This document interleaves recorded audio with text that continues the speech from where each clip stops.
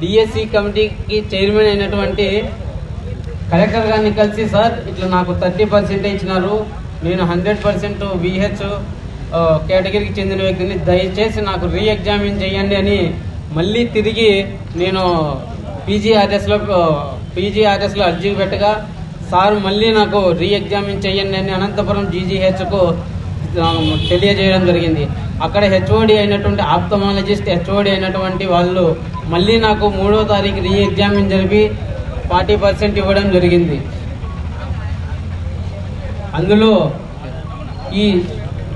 ఈ మొత్తం జరిగినటువంటి అందరి అభ్యర్థుల లిస్టు 4వ తారీఖు కలెక్టర్ గారి ఆఫీస్కి డిఈఓ ఆఫీస్కి అనంతపురం జీజీహెచ్ వాళ్ళు పంపడం జరిగింది.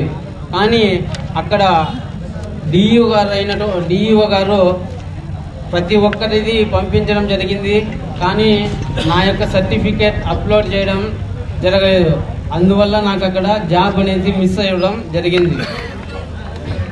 కానీ అక్కడ మళ్ళీ వెళ్ళి సార్ నా మెరిట్ లిస్ట్లో సెలక్షన్ లిస్ట్లో నా పేరు ఎందుకు లేదని అడిగితే, బాబు ఆర్జేడీ గారు చెప్పినారు మేము ఫస్ట్దే తీసుకున్నామని కన్సిడర్ చేయడం, కానీ ఇది నోటీస్లో కానీ ఎటువంటి నోటిఫికేషన్లో కానీ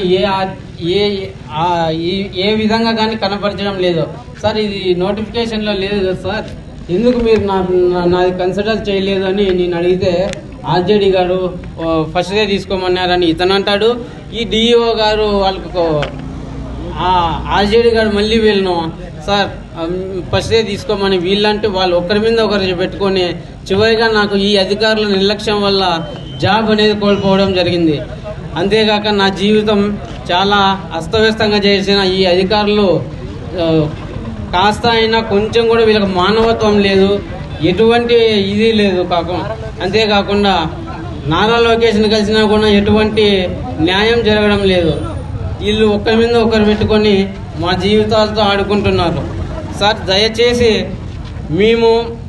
నా ఉద్యోగాన్ని మీరు అమ్మినారా అమ్మలేదా అనేది నేను ఎటువంటి సందర్భంలో మాట్లాడలేదు, కానీ ఖచ్చితంగా నాకైతే 100% న్యాయం ఉంది సార్ నా దాంట్లో. అందుకే మీరు ఐఏఎస్ ఆఫీసర్ అయిన కోన శశిధర్ గారు కూడా నేను ఆల్రెడీ విజయవాడలోనే మాట్లాడినాను. సార్ నాది ఖచ్చితంగా 100% జినైనే.